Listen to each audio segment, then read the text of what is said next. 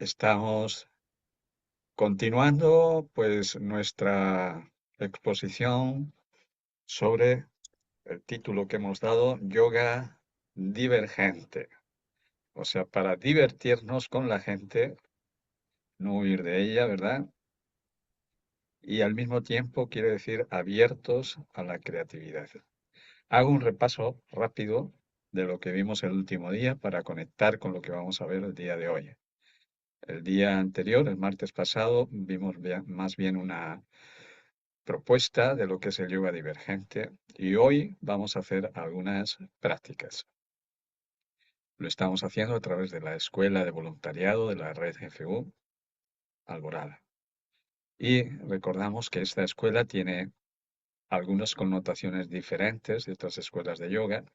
En principio es filantrópica, que quiere decir que no tenemos eh, la necesidad de tener réditos económicos porque todos somos voluntarios.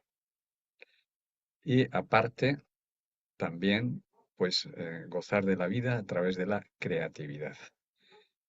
O sea que basamos nuestros conocimientos del yoga en el yoga tradicional, pero tratamos de dar un pasito para acoplarlo a nuestro momento actual y hacer una sangha o una escuela en la cual abordemos el yoguismo, como lo proponía el maestre de la Ferrier, como una exploración de todas las posibilidades que el ser humano tiene al llegar a este mundo. Este mundo es variado, es inmensamente rico en toda su exploración y reducirnos a algo muy limitado de nuestra cultura, nuestra tradición, nuestras costumbres, nos limita como seres humanos. Entonces es una exploración abierta a este mundo que ahora es global y nos da la opción de poder acceder a un montón de culturas presentes, pasadas y crear una cultura nueva. O sea que el yoguismo no tiene ninguna limitación, como ya hemos visto, y sobre eso es que vamos construyendo nuestro yoga, o sea, nuestra vía personal para alcanzar nuestra realización y gozar de la vida. Aquí lo dice bien claro el maestre de la Ferrier.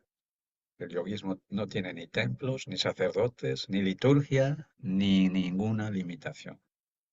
Así que no nos vamos a limitar en nada porque, aunque provoquemos algún escándalo que otro. Pero bueno, ahí lo vamos, nos vamos a arriesgar. Eh, ya hemos hecho esta formación en línea, eh, muy pues leve, muy de aproximación. La propuesta es que sigamos haciendo una formación más intensa, yo como instructor de yoga, no solo como auxiliar, con bastantes más horas de investigación y trabajo personal en la línea tradicional del yoga y no quedarnos en la línea tradicional, sino también innovar, que es lo que vamos a ir viendo en estas sucesivas ocasiones. Creatividad e innovación. Bueno, pues vamos a comenzar ya haciendo un saludo más creativo, porque habitualmente cuando nos saludamos en yoga, pues solemos poner las manos juntas y decimos Namaste. Pues les propongo que hagamos un saludo en el cual hagamos un mudra, que se llama el mudra del águila, que lo tenéis ahí presente, y que dejemos reposar este mudra en nuestro corazón para hacer un contacto íntimo, no un contacto de corazón, que también está muy bonito, sino con la glándula timo, íntimo, o sea, la glándula que nos crea la conexión con nuestra madre cuando nacemos, con la naturaleza y con los demás. Y este nido donde reposa el águila, el nido siempre representa aquel lugar íntimo, aquel lugar de refugio, aquel lugar de amor. Nos permite unirnos, hacemos este giro con las manos, mudra en dinámico, y desde ahí abrir las manos, simbolizando el amor que nos une y nos libera. Y decimos Namaste. Si tenéis a alguien al lado, lo podéis hacer así y le ponéis las manos con sensibilidad en sus manos. Namaste. Te saludo a ti en lo más profundo. Garuda Mudra, el águila que levanta el vuelo. También hay un símbolo muy bonito que es el del dragón. El dragón, eh, simbólicamente, lo ponemos representado siempre como el fuego.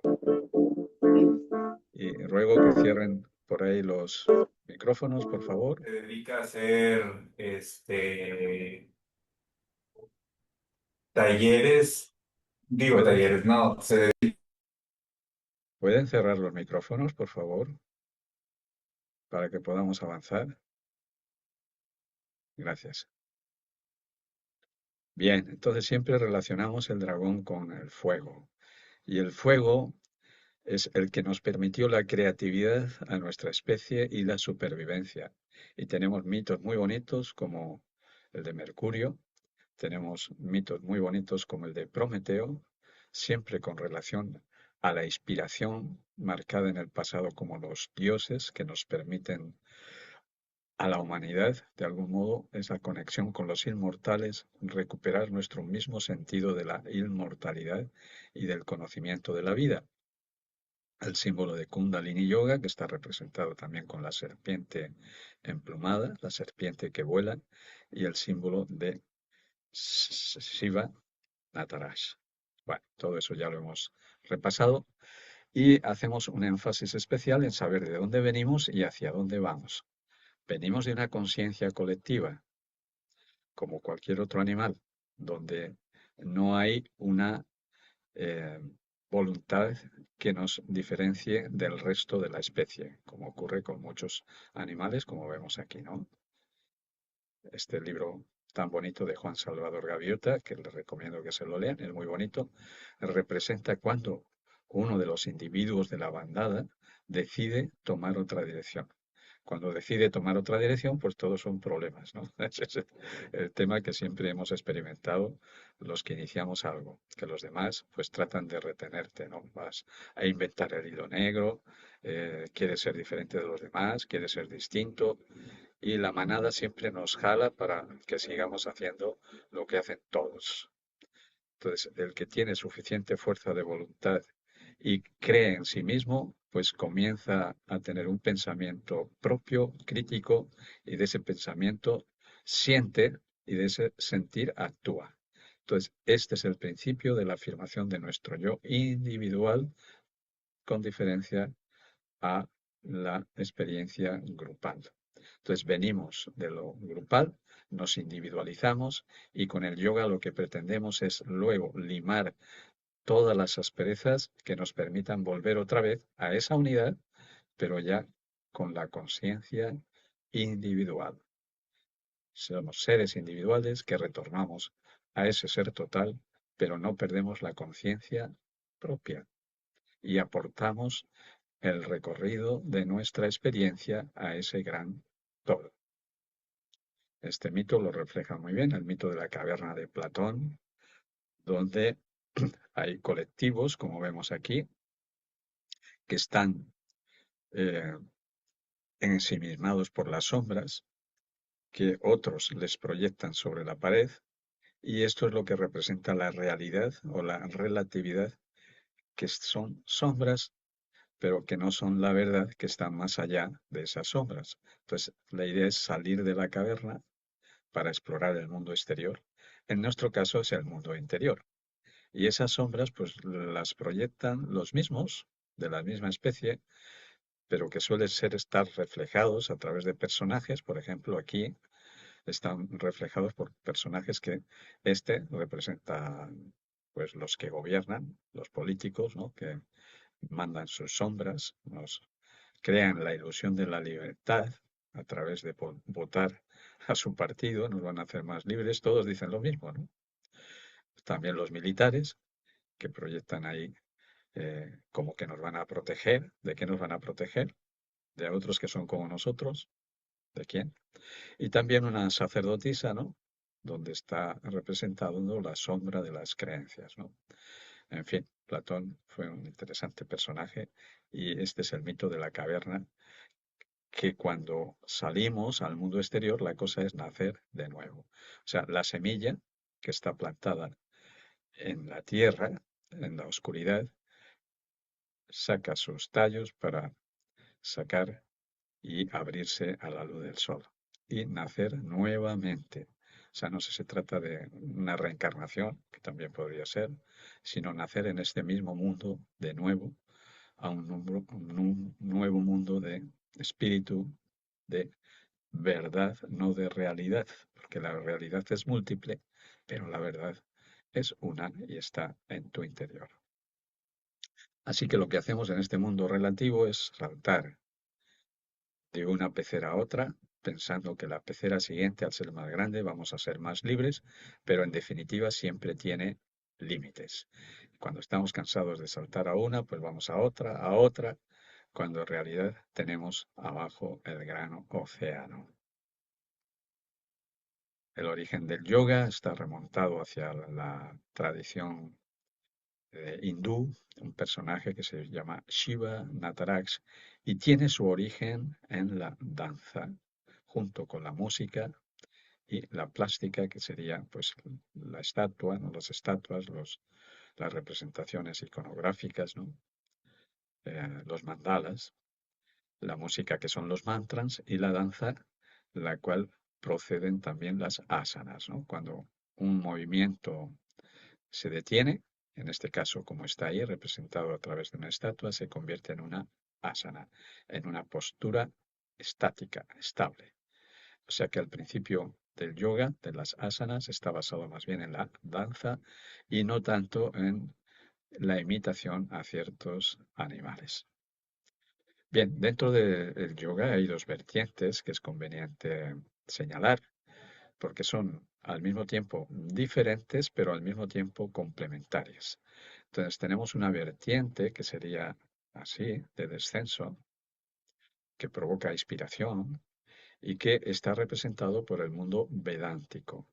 El mundo vedántico que corresponde a la civilización de los arios, los cuales invadieron la India por el norte y se confrontaron con los drávidas, que ya eran autóctonos y eran tántricos, o sea, principalmente matriarcales, lo femenino es lo que prevalecía, la realización en la vida, la dignidad humana, el momento presente, ¿no?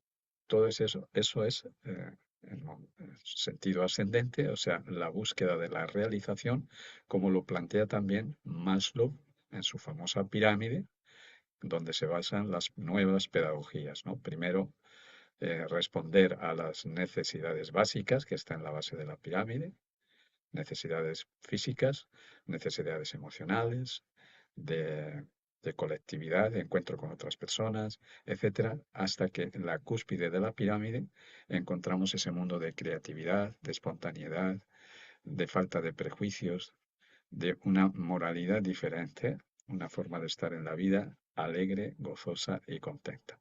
Entonces, esto lo plantea Maslow y viene a ser lo contemporáneo de lo que ha planteado desde tiempos inmemoriales el mundo tántrico. La realización del individuo y el yoga está más en esta línea, mientras que el Vedanta es en este sentido. El Vedanta nos plantea más bien una prevalencia de lo patriarcal, de que este mundo es maya y que hay que ausentarse de él para ir a otro mundo mejor, o sea, el mundo de la religión, que siempre nos ha puesto la expectativa en el más allá. Mientras que el tantra, el yoga tántrico, es no hay expectativas a futuro, hay vivencia en profundidad del momento presente, porque el futuro no existe. O sea, cuando estamos en el presente, no hay futuro, siempre estamos viajando en el presente, ni tampoco pasado. El pasado ya no existe y el futuro no llegó, y en esa línea ilusoria del tiempo pensamos que hay pasado, presente y futuro, cuando no hay una línea sucesoria del tiempo, el tiempo es global, es presente continuo. Entonces, esa es la pretensión o la enseñanza que nos transmite la vía tántrica, de encontrar el paraíso en la tierra. Y en el yoga divergente, pues tratamos de acoplar esa enseñanza tradicional a nuestro momento actual. O sea, la moral que nos han planteado las culturas anteriores son para colectivos y son de forma así, cuadrada. No te puedes salir de esta moral. Y si te sales de ella, pues tienes problemas con los colectivos. Y bueno, tuvo su razón de ser. Para que los colectivos no se deshicieran, necesitaban una moral establecida, ¿no?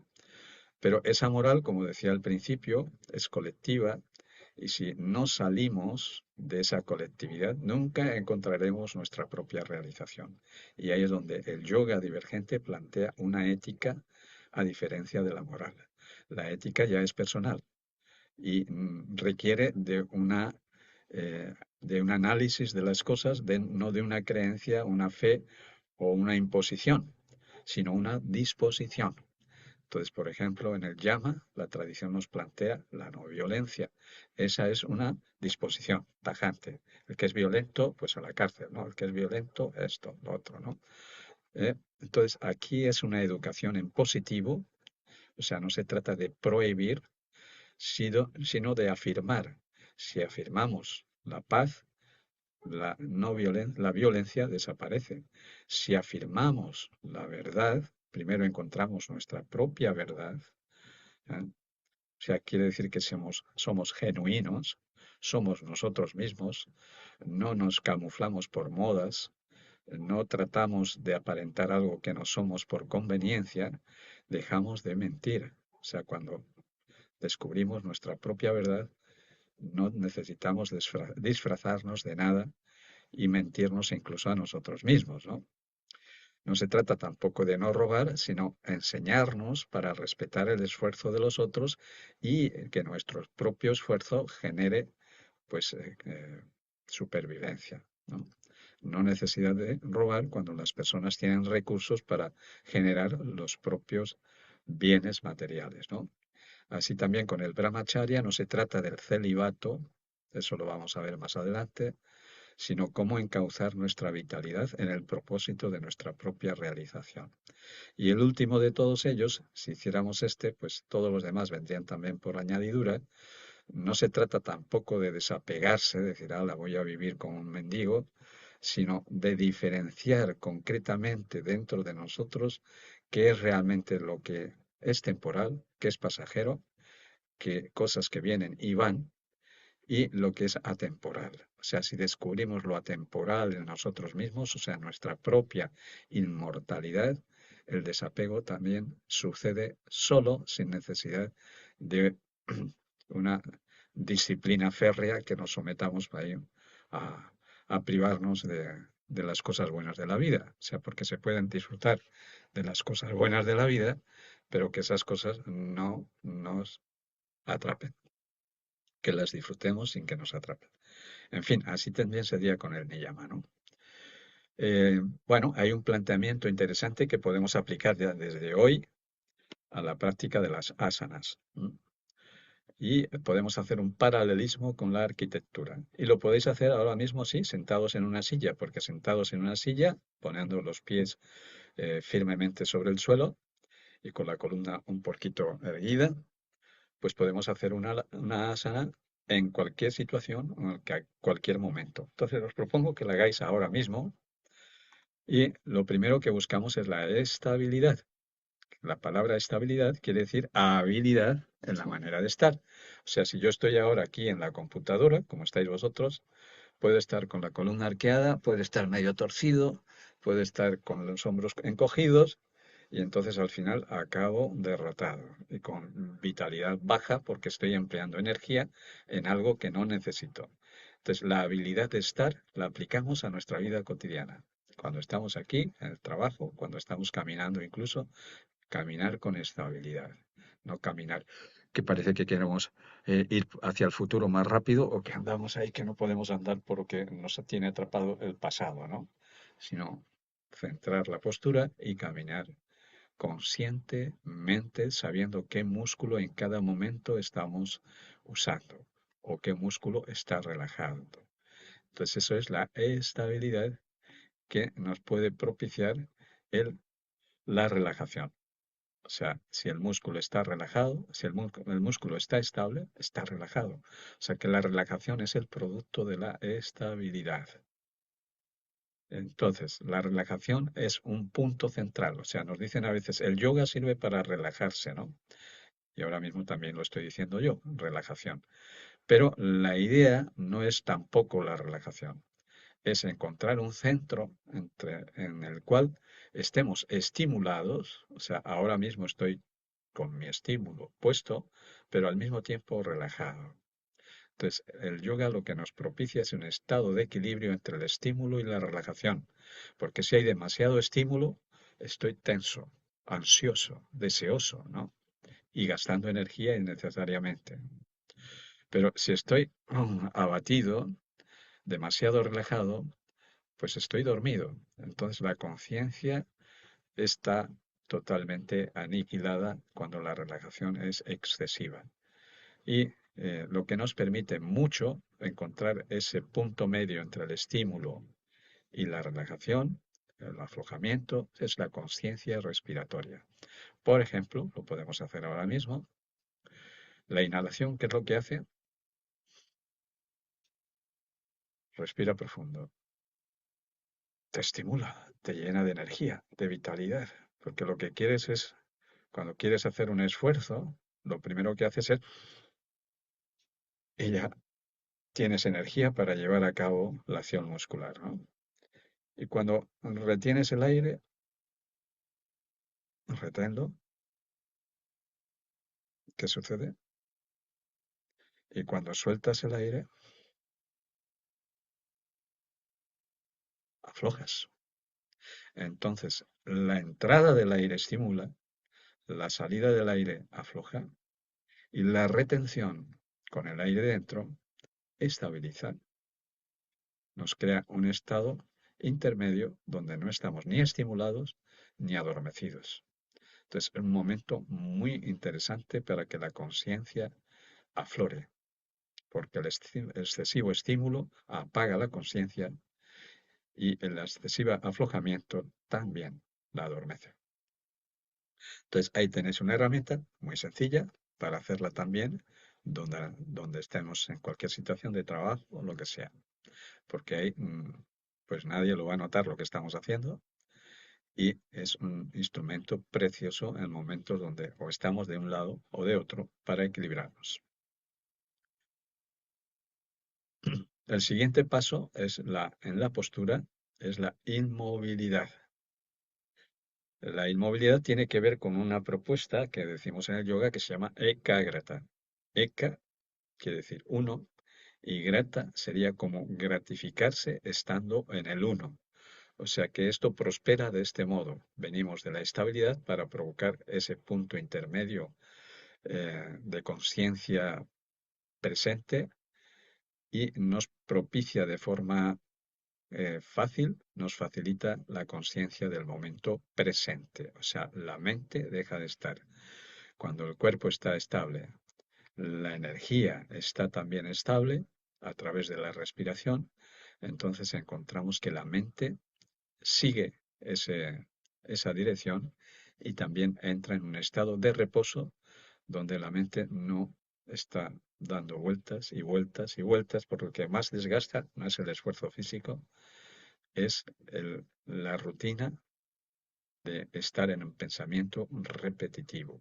Y todavía más si ese pensamiento repetitivo es de culpabilidad, de dolor, de angustia, entonces eso nos abate y podemos llegar a crearnos estados depresivos, ¿no? Entonces, sencillo, estabilizar la postura, encontrar el punto medio a través de la respiración y eso nos propicia que nuestra mente esté totalmente a nuestra disposición y no nos disturbe, no nos disturbie. Y el siguiente punto es la quietud.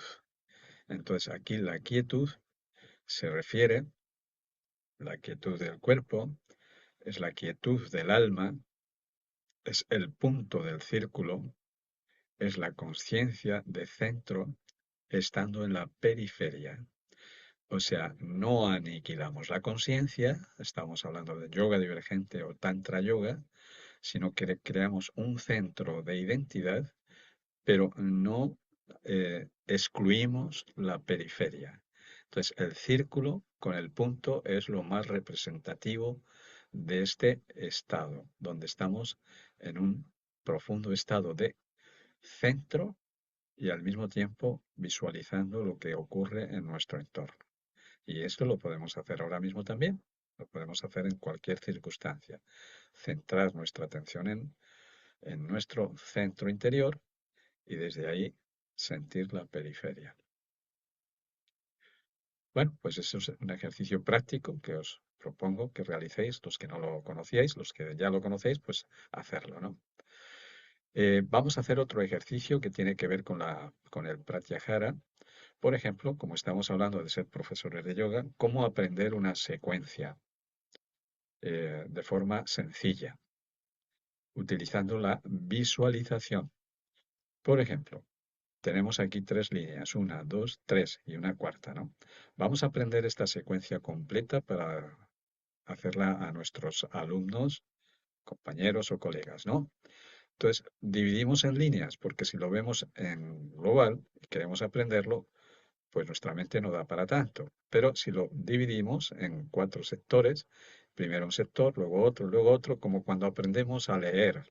Primero aprendemos una letra, luego la otra, y ya hacemos una frase completa, ¿no?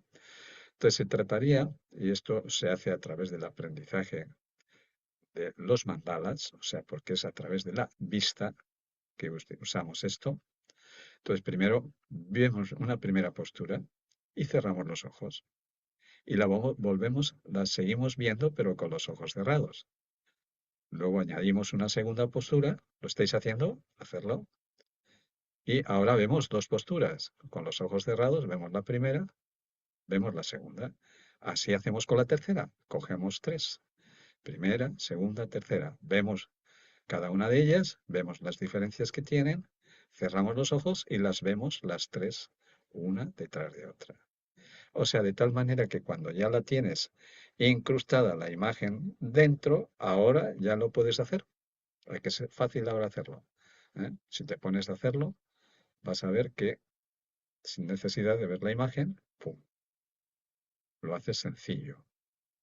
Y igual que hacemos con estas tres primeras, pues hacemos con las tres siguientes, hacemos con todas, hasta que hacemos la línea completa. ¿Lo hacemos?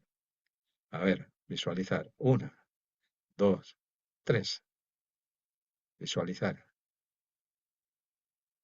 visualizar, visualizar y visualizar. Las repasamos todas. Lo hacemos varias veces hasta que las imágenes se quedan grabadas en tu cerebro. Y ahora miramos sin ver.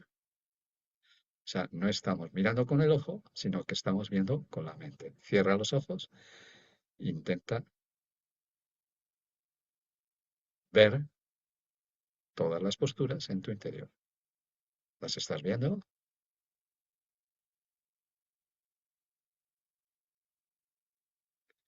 A continuación, quitas la imagen, abres los ojos y empiezas a hacer las posturas. Bueno, esto requiere de un poquito de tiempo, no lo podemos hacer ahora sí, ¿verdad? Una vez que has hecho la primera línea, le añades la segunda, cierras los ojos y ves las dos líneas. Haces lo mismo con la tercera y con la cuarta. Y de forma sencilla vas a aprender una secuencia nueva que alguien te ha dicho, esa es muy buena, pues la aplicas, ¿no? ¿Vale? ¿Qué ocurre también con posturas que nos resultan complicadas, ¿no? Pues sobre todo pues en las escuelas así que se quieren apantallarnos, como dicen en México, pues nos plantean posturas que son acrobáticas, ¿no? Dices, eso no lo puedo hacer, yo no puedo hacer yoga porque eso es imposible de hacerlo, ¿no? Entonces la posición es una cosa y la disposición es otra. Entonces, cuando alguien, por ejemplo, a mí en una clase me dice, yo esta postura no la puedo hacer porque no tengo fuerza en los brazos, no me la he entrenado o lo que sea. No es obligatorio hacerla con el cuerpo, pero con la mente sí la puedes hacer. A ver, lo intentamos. Estamos viéndola ahí, cierra los ojos y ahora hazla mentalmente.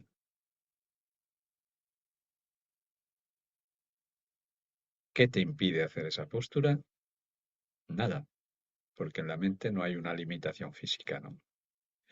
Y cuando uno pasa de la posición, que es del cuerpo, a la disposición, que es de la mente, cualquier postura es posible realizar y su beneficio también lo es, porque la mente es más poderosa que el cuerpo. Así que cuando no puedas hacer una postura física, hazla mentalmente. Y cuando lo haces mentalmente, mágicamente estás abriendo camino para algún día poderla hacer también físicamente. ¿Eh? O sea, no empieces por el cuerpo para llegar a la mente, sino empieza por la mente para llegar a adiestrar el cuerpo. Y si no la puedes hacer, pues tampoco pasa nada. No, nadie te va a exigir que hagas posturas acrobáticas, ¿no? Porque lo importante es la disposición. Bueno, estamos en el Pratyahara, hemos hecho algunos ejercicios de Pratyahara, los anteriores, que son de visualización, utilizando el sentido de la vista, de los sentidos, ¿verdad? Y el Pratyahara que nos plantea el yoga tántrico, el yoga divergente, es del goce de la vida. Y aquí lo tenemos explícitamente muy bien remarcado por el maestro de la Ferrier, donde, bueno, dice, yo no acepto enteramente, como la yoga lo plantea, la teoría de suprimir las sensaciones. O sea, en principio el maestro estudia el yoga tradicional y dice, pues yo pues tengo mi propia opinión, ¿no? Y eso es lo que él plantea, que tengamos nuestras propias opiniones de las cosas, que no nos traguemos todo, ¿verdad? Y dice, seguramente es por mi formación occidental, ¿no? Bueno, nosotros estamos en Occidente. No creo necesario, en efecto, no creo necesario aún en el sentido de lo más espiritual, suprimir, y lo pone entre comillas, las funciones orgánicas en las cuales nuestro espíritu ha sido puesto para su evolución en el perfeccionamiento. O sea que venimos a este mundo para adquirir experiencias a través de las sensaciones que nos provocan los sentidos y de pronto nos proponen que aniquilemos o suprimamos los sentidos. Entonces, ¿qué sentido tiene venir aquí? Mejor no vengas. O sea, vienes a una escuela para aprender algo y no miras, no escuchas, no ves, pues vas a reprobar el curso, vas a reprobar la vida, porque la vida está hecha para que utilicemos los instrumentos que la propia vida, a través de la evolución, millones de años de evolución, para poder ver, para poder escuchar, poder sentir y poder discernir, no solamente ver, escuchar o sentir, ¿no? Discernir lo que los sentidos, discernir quiere decir, eh, pues, separar el grano de la paja, ¿no? Cernir o discernir, ¿no? Entonces, el Pratyahara nos plantea una propuesta biofílica, o sea, de amor a la vida, ¿m? Para obtener salud y conciencia, que son las dos cosas que más valoramos. La salud, sin ella, las cosas no van muy bien, pero la salud también va en dirección a que realmente apreciemos la vida, porque la persona que aprecia la vida le responde con salud. Pero si la persona niega la vida y aquellas cosas que nos dan vida, la enfermedad es más fácil que aparezcan. Entonces, hacer énfasis en la afirmación de la vida nos transporta a una salud. Y la salud es la que nos permite, apoyándonos en ella, tener conciencia de lo que sucede en nuestro entorno. ¿Y para eso qué utilizamos? Pues la sexualidad gozosa, o sea, una sexualidad no solamente instintiva. Entonces hay toda una vía del Tantra que podremos abordar más adelante, como para que nuestra sexualidad, incluso cuando tengamos 70, 80, 90 años, no decaiga, porque la sexualidad no solamente es la genitalidad, la sexualidad abarca muchos más factores, ¿no? Que no solamente es el físico. Pero bueno, como eso es algo que veremos más adelante, aquí lo dejo como índice. Entonces, las prácticas respiratorias que nos otorgan salud, la danza, que nos dan energía, ¿no? Los mudras, la limpieza corporal, que nos dan lucidez, dar y recibir afecto a través de la contemplación, el amor, que el amor no tiene más connotación que el amor en sí mismo, el canto, la música, los mantras, eso nos da capacidad de interrelacionar cosas, quiere decir inteligencia, la capacidad de interrelacionar, ¿no? Los mandalas, la visión clara del mundo que nos dan creatividad, ¿no? Bien, pues ahí vamos. Entonces, la idea es que el yoga se completa muy bien con uno de los mandalas más efectivos, que es la astronomía o la astrología o la cosmobiología. Son tres factores que se confirman uno solo. La astronomía es el estudio físico de los astros.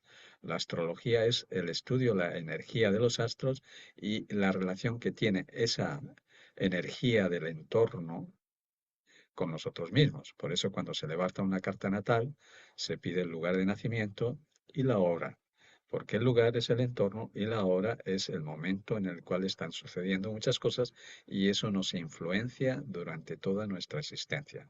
El lugar donde nacimos y el momento donde nacimos, tiempo y espacio. Entonces, hay un componente astrológico donde nos alineamos con el estudio de este mandala que es movimiento, no es un mandala fijo, es un mandala que se está renovando constantemente porque los planetas se están moviendo y nos informa de nuestras inclinaciones, no de nuestras determinaciones, porque el que determina es uno. Si decide ir con la masa, como vimos al principio, con el clan, con el grupo, para sentirte protegido, sentirte bien, no te van a criticar, pues con todos para allá, por miedo, ¿vale? O decide crear su propia vida, a pesar de que le critiquen, le juzguen, le valoren, todo lo que sea. Es la compensación que obtenemos cuando uno decide hacer de su vida una vida propia o de arte. Y digo compensación porque eso es lo que te avala la experiencia. O sea, no es algo negativo, sino es la compensación de tomar decisiones por ti mismo. Eso te va a, a facilitar el avance en tu conciencia, ¿no? Entonces, se trata de que seamos cooperadores. Como vemos aquí, el universo se está moviendo y poner nuestra mano a disposición de la cooperación con el plan. No estar dirigidos por el plan. No ser meros obedientes del plan, sino ser co-creadores. O sea, no solamente consumidores, como nuestro amigo Simpson, ¿no? Que es consumidor, está consumiendo ahí la pantalla, ¿verdad? O el móvil o lo que sea, sino emprendedores, o sea, donde aportemos algo. Bueno, entonces pues ahí vamos con esto y es la astrología como un factor de apoyo más para un yogi para el estudio de sí mismo. Bien, pues estamos viendo como mudras, mantras y mandalas son apoyos que en el yoga tenemos, pues también para, por ejemplo, os voy a plantear que hagáis un ejercicio, o sea, por ejemplo, pensar en alguna cosa que os ha sucedido el día de hoy, ¿no? No sé, algo sencillo. He ido a comprar el pan a la tienda o alguien me ha hecho una pregunta, he visto alguna cosa por ahí en la calle o algo, lo que sea, ¿no? Entonces, una persona te va a preguntar, ¿qué has visto en la calle, ¿no? ¿Qué has visto hoy en la calle? Y esa persona va a estar atenta a tu respuesta. Entonces, cuando tú respondas, automáticamente, de forma inconsciente, vas a dirigir los ojos hacia abajo, hacia los laterales o hacia arriba. Esto os planteo como un ejercicio para hacérselo a vuestro marido, hijos, nietos, esposa, a lo que sea, ¿no? Preguntarle y estar atentos a su respuesta y el movimiento de los ojos, porque el movimiento de los ojos o el movimiento del cuerpo en general informa más allá de la palabra. Entonces, por ejemplo, si una persona al al contestar a tu pregunta, dirige la mirada hacia abajo, está conectando con las sensaciones físicas. Es kinestésico, o sea, es persona que la información le llega a través de la sensación del tacto, del calor, del frío, de las sensaciones, de la vibra, podríamos decir, la vibra que un cuerpo nos emite, ¿no? Que un cuerpo está emitiendo vibración y a veces esa vibración, el que la capta, pues la ve de un lado o la ve de otro. O sea, todos estamos vibrando. Y hay vibraciones que nos llegan favorables y otras que nos llegan desfavorables, por sintonía, por afinidad o desafinidad con esa persona, ¿no? Entonces, hacer ese experimento, a ver qué pasa con la persona y miráis los ojos, ¿no? Si la persona te responde y mira hacia las orejas, hacia los oídos, está tratando de responderte a razón de lo que escuchó, no de lo que sintió. Es una diferencia clara, ¿verdad? Lo que sentí o lo que escuché. Entonces, ahí tenemos el mudra para estas personas que son kinestésicas o las asanas, porque les viene mejor para su práctica. O tenemos el mantra para personas que son auditivas, o sea, que tienen más desarrollado el oído, ¿no? Y cuando la persona te responde en esta otra dirección, mirando hacia arriba, está visualizando lo que sucedió. Ya no lo está sintiendo, no lo está escuchando, lo está visualizando. La persona es visual. Entonces, el mandala es un instrumento muy bueno para las personas que son visuales. Ojalá esto lo podríamos aplicar a la educación tradicional, porque hay personas que lo que les gusta es el deporte y les soltamos un rollo al profe y no se enteran de nada, ¿no? Hay otras personas que ellos son visuales, o sea, si les pones presentaciones y cosas, lo entienden, pero no entienden a través de la sensación o a través de la palabra, ¿no? Entonces, podríamos hacer un test, de hecho se puede hacer un test para ver cada persona la inclinación que tiene y la herramienta que mejor puede utilizar para entender algo o la herramienta que puede utilizar para desarrollar algo que no tiene, que las dos cosas son, o sea, porque si somos visuales, somos personas muy inteligentes, muy visionarias, no sé qué, pero le planteas hacer un ejercicio físico y son torpes, no tienen coordinación, entonces esa persona, lo que hay que decirle, haz, danza. ¿Para qué? Para que no estés tan desequilibrado solamente en este modo de ver el mundo. Puedes verlo a través de otra ventana, que es la sensación. Entonces, el yoga nos plantea que podamos utilizar herramientas para mejorarnos en eso que estamos haciendo, pero también para adquirir cualidades que no tenemos. Entonces, el yoga está muy relacionado con el arte en este sentido, porque utiliza las tres vías artísticas, ¿no? La visual, la auditiva y la kinestésica, ¿no? A través del gesto, del sonido o de la luz. La luz para el mandala, el sonido para el mantra y el gesto para las asanas o los mudras. Entonces tenemos aquí un mandala precioso que nos habla de eso, ¿no? Sí. Entonces la idea sería esta, ¿verdad? Es no solamente mirar, sino ver, no solamente escuchar, sino oír, no solamente palpar, sino sentir, ¿no? Ver, escuchar y sentir, a través del ojo, del oído y del contacto. Hay una propuesta que nos ponen en el yoga que se llama esto, que es un mudra, que se llama Sanmukhi Mudra, que tiene que ver con esta imagen, ¿no? De los monitos, ¿no? Que tapan los ojos, tapan las orejas y tapan la boca, ¿no? Y esto algunos lo han traducido así: no te creas todo lo que ves, ¿eh? No escuches todo lo que te dicen, no decir todo lo que sabes. Este sería el más complicado, el aprender a callar, ¿no?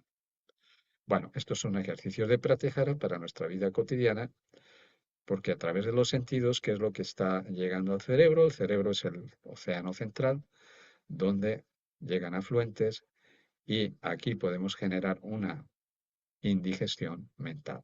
Igual que si metemos veneno en el estómago, una indigestión estomacal, el cerebro también se puede colapsar si la información que nos llega es contradictoria, ¿no? Y sobre todo si lo hacemos con los niños, ¿no? Hoy en día tenemos mucha información contradictoria y puede ser que las personas reaccionemos a eso y al final no creemos nada de lo que nos dicen, de lo que escuchamos y saquemos nuestras propias conclusiones o al final acabemos con una distorsión absoluta y total, ¿no? Y busquemos evasiones en cosas que son enfermizas, ¿no? Porque no entendemos el mundo y entonces tratamos de evadirnos de él. Bueno, pues esto es lo que nos plantea el Pratyahara. Y aquí tenemos un mandala muy bonito, que el mandala se puede ver de varias maneras, lo ves de varias maneras, ¿no? Por ejemplo, como pétalos, ¿no? De una flor, ¿verdad? Pero también lo podemos ver como una cruz, lo vemos aquí, una cruz ahí, lo podemos ver de muchas formas. Bueno, el mantra famoso, el Aum, representado en la iconografía hindú, y el mudra, ¿no?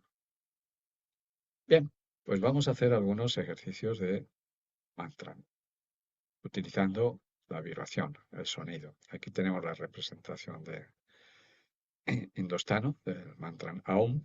Esta es una representación tibetana, ¿no? Que es un poco diferente, pero en ambos casos aparece aquí arriba un puntito. Es interesante estudiar, que no sé muy a fondo, pero estudiar un poco el alfabeto, no el sánscrito, porque el sánscrito no tiene alfabeto, sino el Devanagari. El Devanagari es el alfabeto que utilizamos para escribir el sánscrito, ¿no? Entonces, ese punto se llama Anusvara y representa aquello que no es decible.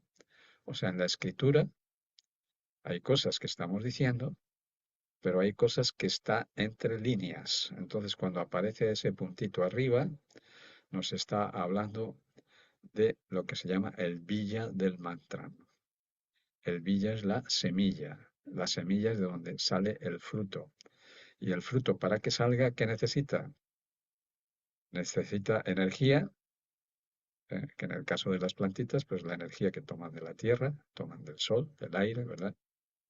Y necesita un soporte, ¿no? Bueno, el soporte más bien sería la tierra, ¿no? Y la energía es la que viene del sol y del aire, ¿no? Entonces, el mantra se comporta de este mismo modo, o sea, necesita de un soporte mecánico que es la vibración sonora del mantra. O sea, cuando yo digo ah, es el sonido mismo, es el soporte, ¿no?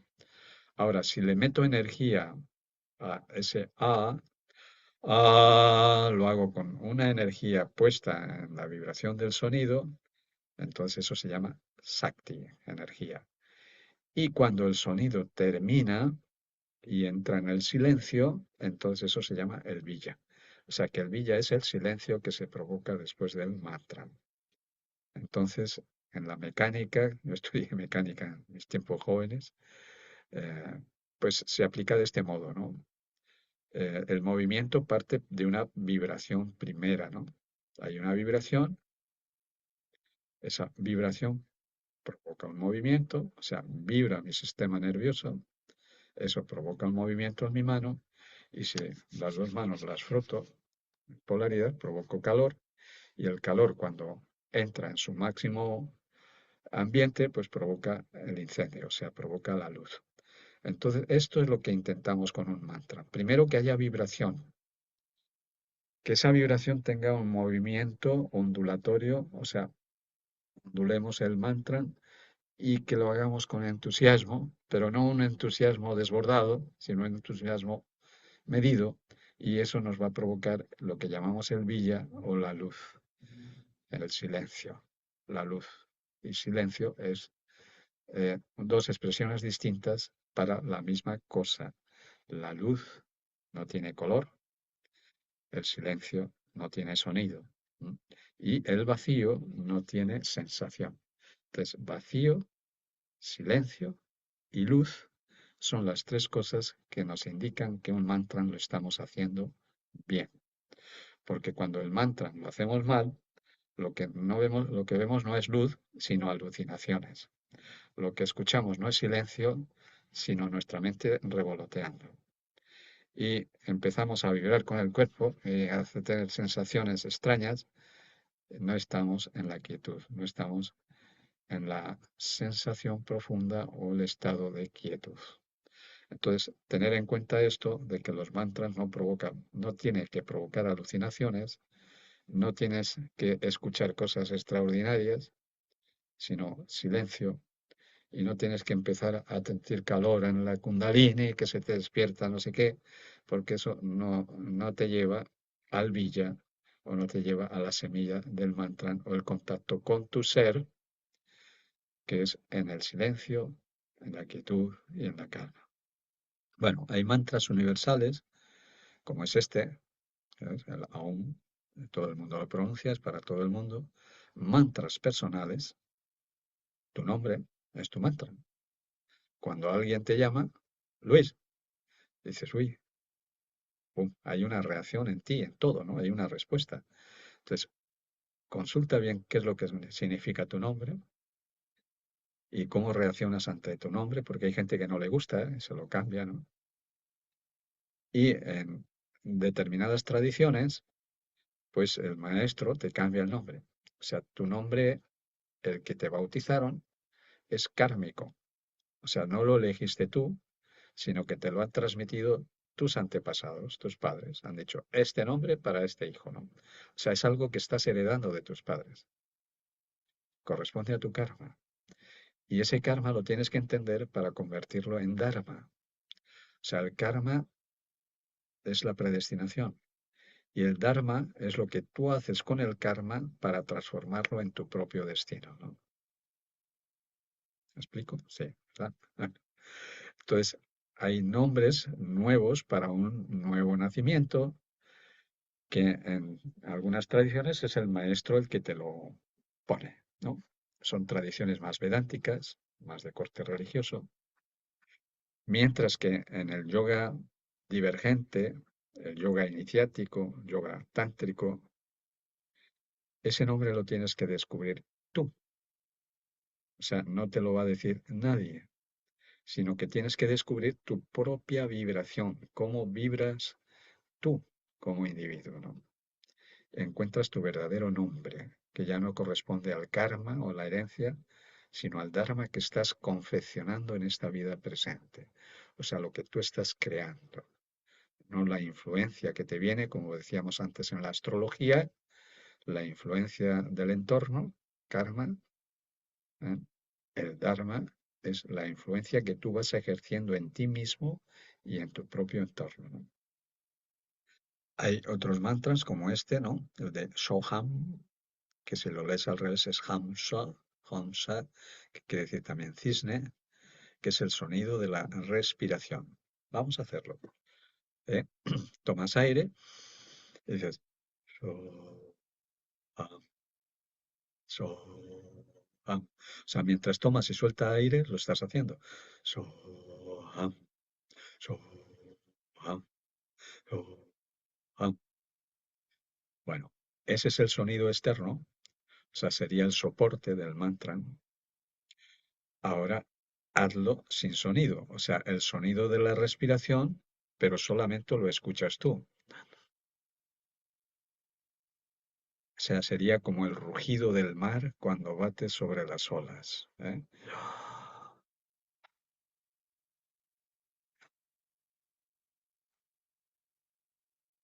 Lo estás haciendo en silencio. Hazlo.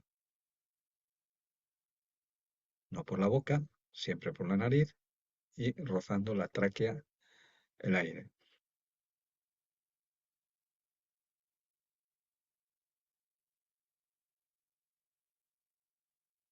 Es un mantra de afirmación. Estás afirmándote en el yo soy, no en el yo soy kármico, no en el yo soy Luis, ¿no? En el yo soy dármico, en el yo soy de ese nuevo nombre, que puedo descubrir a través de la pronunciación del mantra, y una vez descubierto, cuando pronuncio el mantra, me afirmo en ese yo soy, que soy todo. No yo soy individualizado, sino yo soy en todo. Hay una diferencia notable. Afirmarte como persona o afirmarte como ser. Si te afirmas como persona, persona quiere decir máscara. Te afirmas en tus máscaras, en tu ego. Y te crees más que otros por tu raza, tu color, tu estatus social, tu dinero, tus posesiones. Entonces esa afirmación nos trae desgracia, no nos trae gracia.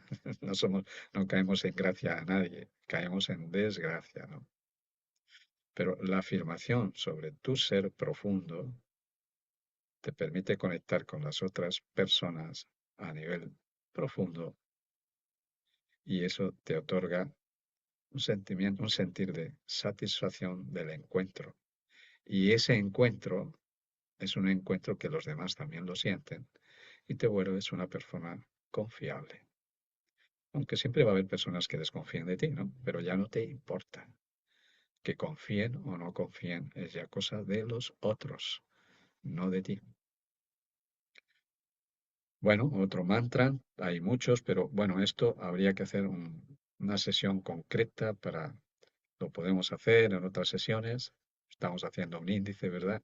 Viendo cómo ese yoga divergente nos aporta nuevas propuestas, como es este. Bueno, estas son propuestas también tradicionales, el zumbido de la abeja o brahmari, o sea, brahmar. Es sin pronunciar, con la boca cerrada, es como un sonido constante, ¿no? Ahora, ese sonido, esa vibración la podemos dirigir a distintas partes del corazón, de la garganta, del entrecejo o de arriba, dependiendo dónde queramos llevar la atención. O sea, lo que estamos viendo siempre son instrumentos para que encuentres tu propio camino, no decirte el camino que tienes que tomar, sino muchas maneras de encontrar tu propia vía. Y esta es una más, Brahmari se llama. El mantra universal, hay mantras de salutación como este, Aum Tat Sat, donde estamos haciendo como un saludo, donde decimos yo soy eso que es sagrado, yo soy tú mismo, no hay diferencia entre mí y tú, somos uno, ¿no? Entonces esa afirmación, Aum Tat Sat, ¿no? Yo soy tú mismo. Hay otros que son de gratitud, como este que vemos más abajo, ¿eh? Shanti, Shalom, es un mantra más bien de la tradición hebraica, pero también es un mantra, Shalom. Shalom, que en su última parte tiene también el on. Shalom. Bien, pues vamos a aprender ya de entrada cómo pronunciar un mantra de la mejor manera, utilizando como caja de resonancia la propia boca. Entonces, hay sonidos que son guturales, son sonidos, o sea, el uno que lo tenemos aquí, el uno, el gutural quiere decir en la garganta, ¿verdad? El 2 que son palatinos, en el paladar. El 3 que es en la parte alta, la parte eh, que conecta con el cerebro. El 4 que son más bien dentales, y otros que son labiales, ¿no? Entonces podemos hacer, por ejemplo, vamos a hacer un ejemplo, por ejemplo, con la A, ¿no? Y lo vamos a hacer gutural. A ver, siente la vibración de la A en la garganta. Ah. Y vamos a hacer la parte opuesta, la vamos a hacer labial. Oh, con los labios. Entonces la cosa, el sonido es diferente y se facilita más de un lado o de otro. Oh, hay sonidos que son guturales y otros que son labiales, ¿no? A través de las vocales, porque las vocales son las que se pueden vocalizar, las consonantes no, ¿no? Entonces, vamos a hacer una práctica con el famoso AUM, ¿no? Entonces, hacerlo vibrar en la parte alta. Y la O en la parte intermedia, hacia acá. Y la U gutural.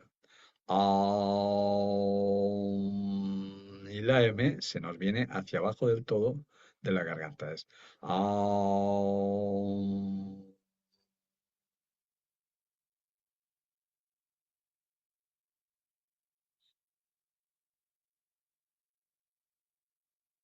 bueno, y eso crea un silencio muy agradable cuando hacemos este sonido y culminamos con el silencio, el villa, el silencio, ¿no? Ahora, un mismo mantra lo podemos utilizar en sentido como aquí, evocar, evocativo o invocativo. ¿Qué quiere decir invocar? invocar es hacer que algo descienda. Yo estoy haciendo una invocación, ¿no? Algo que es lo sutil, lo estoy trayendo hacia mi persona. Estoy invocando. Entonces, cuando el mantra la hacemos vibrar en la parte alta, hacia el sexto y el séptimo chakra, estoy invocando algo que está por encima, algo superior, algo que es desconocido de mí mismo. ¿Eh? Haces vibrar la parte blanda, pones la punta de la lengua donde está la parte del hueso y luego un poquito más atrás, haces esto, ese sonido que lo provoca, la parte blanda, hay un mudra que se llama kachari mudra, que es llevar la punta de la lengua a tapar el orificio de atrás de la boca, ¿no? Bueno, entonces, la parte blanda, 45 grados abajo, en la garganta, al corazón. Estamos invocando desde el séptimo, el sexto, el quinto chakra al cuarto chakra. Estamos atrapando la luz. Estamos concretizando aquello en nuestro corazón, que no es audible ni es sentido, sino que es experimentado a través del amor en el corazón. Entonces, eso se llama invocar. Vamos a hacer algunos ejercicios. Lo podemos hacer en sentido inverso y eso sería una evocación. O sea, lo que os planteé al principio, la pirámide de Maslow, es desde abajo ir creciendo hacia arriba. En el yoga utilizamos las dos cosas, pero lo que es el yoga, hatha yoga, es más relacionado con el tántrico o con la evocación. O sea, nosotros somos los que hacemos el esfuerzo, por decirlo de algún modo, para ir de la dualidad, de lo denso, hacia lo sutil, hacia el encuentro de las polaridades a través de la polaridad. O sea, la polaridad cuando se confronta un polo con otro tiene tres posibilidades. Una es pum, pum, y crear un triángulo hacia abajo. Otra es que se roce, que es la peor de las opciones, porque crea el roce, siempre crea calor o elevar. Entonces, el yoga es un sistema alquímico donde pretendemos elevar nuestra conciencia a través de las polaridades. Entonces, el mantra lo podemos utilizar también de este modo.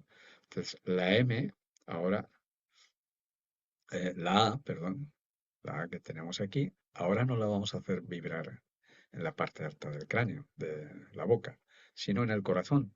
A ver, hacer vibrar, poner vuestra mano aquí en el corazón y decís, ah,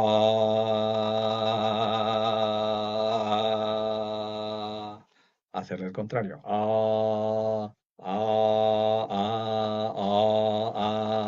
Establecer la diferencia. Esto se lo enseñan también en las academias de canto, ¿no? A las personas que van a hacer canto, ¿no? Porque el canto, como cualquier arte, puede ser una cosa, pues, trivial, donde nos pueden aplaudir mucho, pero no transmite nada. O sea, hay cantantes que sin ser yogis son yogis, porque a través de lo que cantan expresan algo que llega. ¿Por qué? Porque ellos lo están sintiendo. Entonces, en el arte, a esto, por ejemplo, en España, los gitanos, los que bailan flamenco, le llaman duende. O sea, cuando un bailador pone los pelos de punta a su auditorio, a sus escuchantes o visualizantes, es porque tiene duende, o sea, porque realmente está viviendo el movimiento, ¿no? En el teatro, por ejemplo, se dice que tiene presencia. O sea, cuando un actor sale al escenario y antes de haber hecho nada, capta la atención de la gente, eso se dice que tiene presencia, ¿no? Eso ocurría mucho con nuestro maestro José Manuel Estrada. Él tenía presencia. cuando salía a un escenario a dar una conferencia, pues hacía un poco de teatro, sí, pero era capaz de atrapar la atención antes de empezar a hablar, a través de su presencia. Utilizaba toda una escenografía también, una serie de movimientos, iba vestido de una manera, pero conseguía llegar al fondo de muchos de nosotros que estamos en esta vía, porque le conocimos y sentimos su presencia. Entonces, bueno, entonces el mantra lo que nos afirma es en desarrollar esa presencia o ese duende y convertirnos en personas que podemos expresarnos dentro de nosotros mismos a través de la vibración del mantra. O sea que el mantra tiene dos direcciones, lo que provoca en ti o lo que tú puedes provocar en otros. Por eso el mantra tiene algunas restricciones, o sea, algunas recomendaciones. Cuando una persona no tiene la conciencia suficiente como para utilizar esta herramienta, la recomendación es que no la use, porque puede interferir en el desarrollo de otras personas a través de la vibración.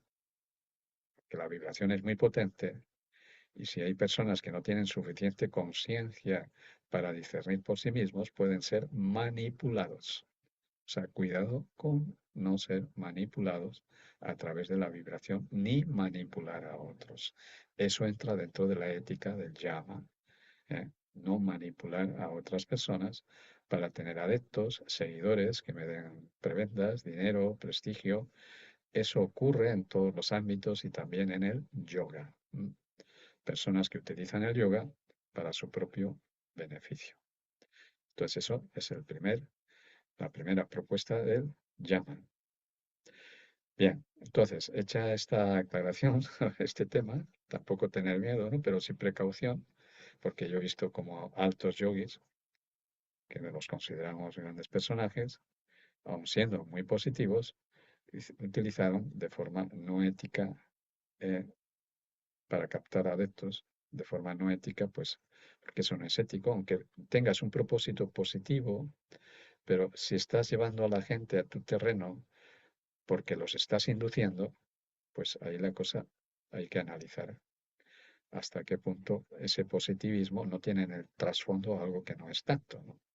Bueno, entonces, entonces hemos dicho la A ahora no la vamos a hacer aquí arriba, sino en el corazón. Ah, y la U en el mismo sitio que antes, en la garganta. Y la M, ya sin vocalizar, hace vibrar la parte alta de la boca. O sea, llevamos pum, la vibración ahí arriba y conectamos con el cerebro, con el sexto, séptimo chakra. Vamos a hacerlo, a ver, al corazón.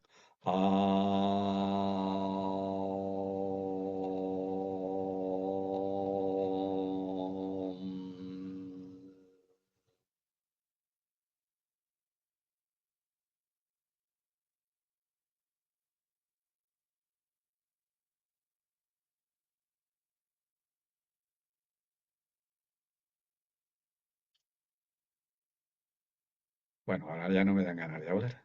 Me quedo tan tranquilo y tan bien que no me dan ganas de seguir. En fin, vamos viendo esas diferencias. Hay un mantra que usan mucho en el budismo, que es este, Om Mani Padme Hum Re, ¿no? Tenemos aquí, Om Mani Padme Hum, y hay una afirmación que aquí no aparece, que es Re, ¿no? Es la última parte, y aquí están las letras correspondientes, o aquí, con la pronunciación. Om Mani Padme Hum, y el último es Re, ¿no?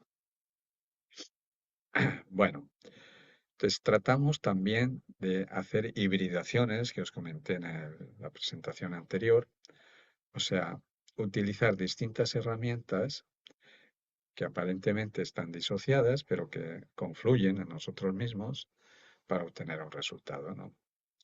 Entonces hemos oído hablar de los chakras y cómo podemos hacer que la vibración de este mantra sea en este sentido, que es evocar, o sea, es subir la vibración. Es como esa antena que antiguamente tenían los coches, ¿no?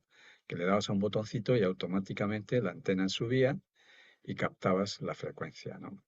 Si no, pues la antena estaba recogida y las frecuencias había distorsión, ¿no? Entonces nosotros somos así también, somos una antena receptiva que si estamos bien sintonizados, pues captamos frecuencias más sutiles. Si no estamos bien sintonizados, lo que captamos son eh, los ruidos, ¿no? Que se provocan interferencias, ¿no? Que se llaman en la radio, ¿no? Interferencias, o sea, algo que interfiere, ¿no? ¿En qué? En captar lo sutil. Entonces, hoy en día hay muchas interferencias, pero eso es muy bueno, porque cuando hay interferencias es cuando más vemos la necesidad de sacar la antena para que esas interferencias no interfieran en nuestro desarrollo profundo de nuestro ser. No interfieran, interferir, ¿no? Bien, pues aquí el mantra evocativo eh, alude, crea un estado de énfasis, que vamos a ver que es diferente el énfasis con el éxtasis. El énfasis es algo que tú provocas y el éxtasis es algo que te viene de fuera. Por ejemplo, consumes pastillas de éxtasis y te crea un estado alterado de conciencia. Ahora, si tú desarrollas tu capacidad de subir tu energía, tu vibración, tu percepción, creas un énfasis. O sea, es algo que tú creas internamente y eso se sustenta en ti mismo. Lo otro se sustenta en una dependencia. Cuando la pastilla termina su efecto, se acabó la cosa. Y tienes que consumir más y más fuerte para seguir obteniendo aquello. Es al contrario el énfasis. El énfasis, cuanto más profundizas en él, menos necesitas. O sea, llega un momento que no necesitas tantas herramientas. O sea, simplemente entras en ese estado de gozo sin necesidad de hacer grandes cosas, ¿no? Cada vez tienes menos necesidad del exterior para crear ese estado, ¿no? Porque esto de algún modo también son instrumentos, o sea, son artificios, oficios artísticos para crear un estado. Prescindir de ellos mm, cuando la persona ya lo consigue sin tanto artificio, ¿no? Tanta cosa artificial, ¿no?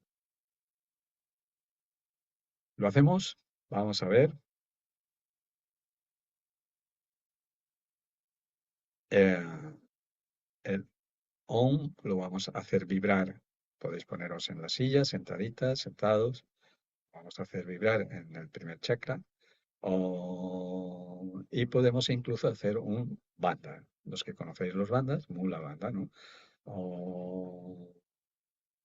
Y vamos a seguir ascendiendo, como vemos ahí, en ese ascenso. Ahora, vamos allá. Om Mani Padme Hum Rui. Y el Rui es la iluminación, ¿no? Vamos a ver, empezamos, ahí vamos. Om Mani Padme Hum Rui. Om Mani Padme Hum Rui. Om Mani Padme Hum Rui. Om Mani Padme Hum Rui.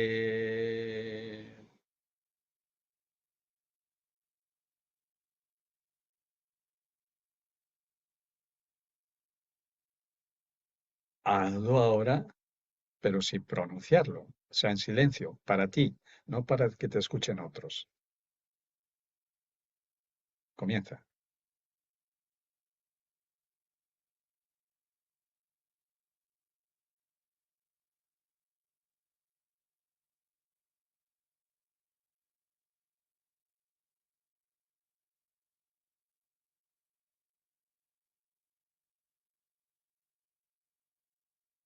Bueno, ¿habéis observado alguna diferencia? si la hay, ¿no? Cuando lo pronuncias para que lo escuchen otras personas, tiene un sentido. Cuando lo pronuncias en silencio, tiene otro. Cuando lo pronuncias hacia otros es para crear un ambiente colectivo, ¿no? Cuando lo haces en silencio es para tu propio ambiente interior. Y puedes hacer las dos cosas, como hemos hecho ahora. Primero lo hacemos en colectivo, sentimos esa colectividad al pronunciar el mantra todos a la vez, nos ayuda a elevarnos. Y luego dices, bueno, en silencio, que lo haga cada quien. Y ahí ya es una elevación propia, individual.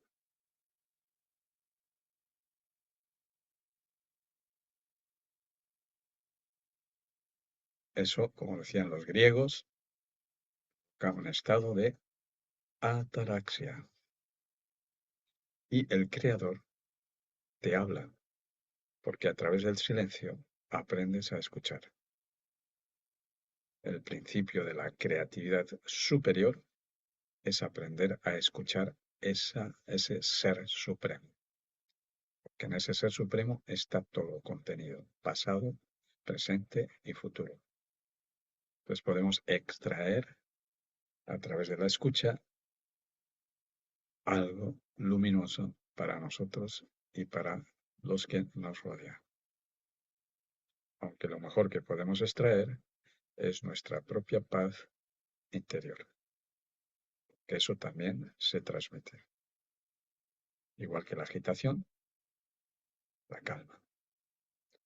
Nos convertimos en seres vibrantes, exportadores de calma. Evocar, ir hacia arriba. Hay otras mantras que son de invocación, y esto es más vedántico, más religioso, podríamos decir, pero es complementario, o sea, no quiere decir que esto sea mejor o peor que otra cosa, ¿no? Se complementa.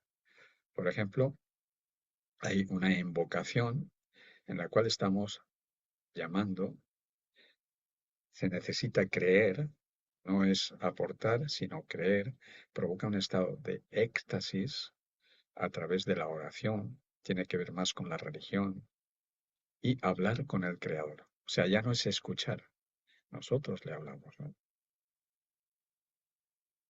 Y una oración invocativa, la más conocida en nuestro mundo cristiano, es el Padre Nuestro. Entonces, es un mantra de invocación. ¿Por qué? ¿Qué está diciendo? Padre Nuestro, que estás en los cielos, santo es tu nombre, venga a mí tu reino. Hágase tu voluntad, así en la tierra como en el cielo, ¿no?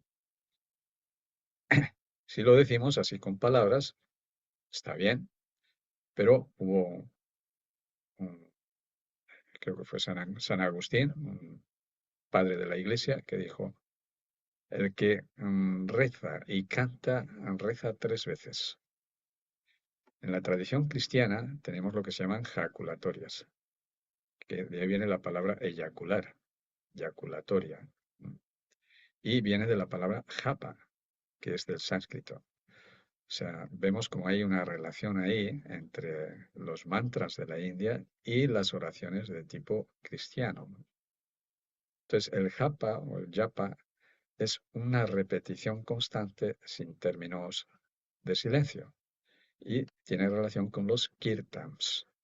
Los kirtans son cánticos que provocan éxtasis, provocan un estado de arrobamiento místico como lo hacían pues Santa Teresa de Jesús, San Juan de la Cruz y otros tantos místicos de nuestra tradición cristiana, ¿no? Decía Santa Teresa que le arrebataba el águila, ¿no? Entraba en un estado de éxtasis, es una especie de orgasmo espiritual, ¿no? Y le hablas al Creador y Él te responde, ¿no? Bien, pues podemos hacer una práctica también de cantar el Padre Nuestro, pero con algunas diferencias que los templarios usaron, porque los templarios dentro de la religión eran iniciados. estaban dentro de la religión, pero con otro concepto diferente en el cual ellos tenían la certidumbre de que el Ser Supremo, no el Padre, sino el Ser Supremo, porque el Ser Supremo no es padre ni es madre. Cuando invocamos a un padre, estamos en una dualidad, o invocamos a una madre. Pero cuando invocamos al Ser Supremo, no hay polaridad, hay unidad. ¿Mm? Entonces, ellos no es tanto el Padre, sino el Ser Supremo, ¿no? Que si lo decimos en latín sería sumum sum. Sumum sum, quies in meo cielo, que estás en mi cielo, no en el cielo, en mi cielo. Hay otra diferencia. Ser supremo que estás en mi cielo, sanctificetur nomen tuum, o sea, santifica tu nombre, Ser supremo que estás en mi cielo, santo es tu nombre, aquí en el quinto chakra, el nombre, el verbo, cuando vamos llevando la atención en descenso, estamos experimentando lo que estamos cantando, o sea, estás en mí, no estás fuera de mí. Santifícalo es tu nombre, santifica lo que salga de mi garganta. O sea, que no hable para eh, criticar, juzgar, hundir a otra persona, que todo lo que salga de mí sea santo, o sea, sea positivo, ¿no? Venga a mí tu reino, adveniam reium tuum, el reino del amor, el cuarto chakra, venga a mí tu reino. El tercer chakra es una afirmación, hágase, fiat, hágase. Y el segundo, tu voluntad. Voluntas tua, hágase tu voluntad, el segundo chakra. Y el primer chakra, así en la tierra, sicut in terra. Y desde aquí, elevando las manos, decimos sicut in terra et in cielo. Sicut in terra et in cielo. Y cerramos el circuito. O sea, hacemos un descenso, una invocación, y luego, ¡pum!, nos abrimos a recibir el mensaje, ¿no? Qué bonito, ¿no? A mí me lo parece. Cosas tan sencillas y que ojalá pues pudiéramos hacerlo más gente porque la vida sería de otro modo, ¿no?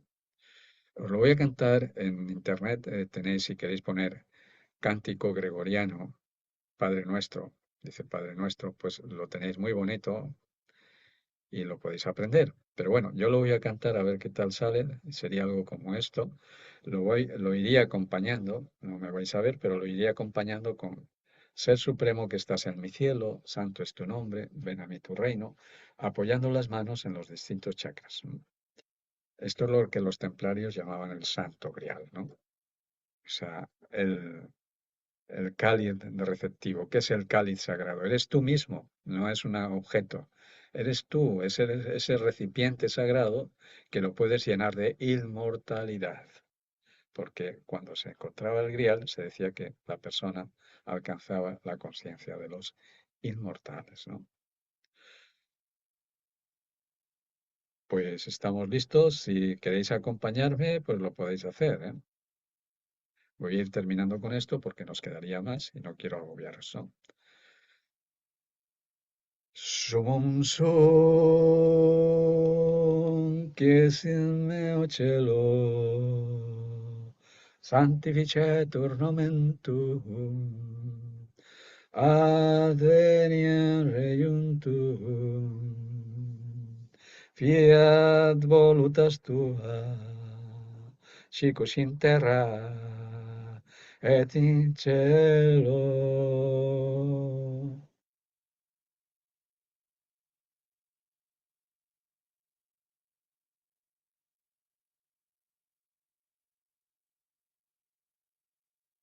¿Qué provoca esto?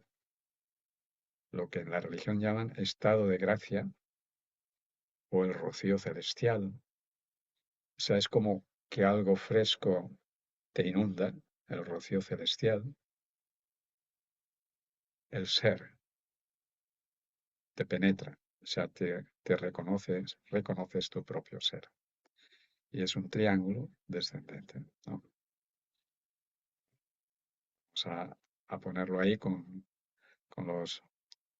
Aquí no son pentagramas porque en la Edad Media no existían, eso se añadió después, eran cuatro nada más. Sería sumum sum, quies in meo cello. Bueno, ahí. Bueno, creo que la aplicación se ha distorsionado un poco, pero bueno. O sea, cada frase pues se movía, ¿no? Sumum sum, que es el meo cello, tal, tal, tal. Bueno.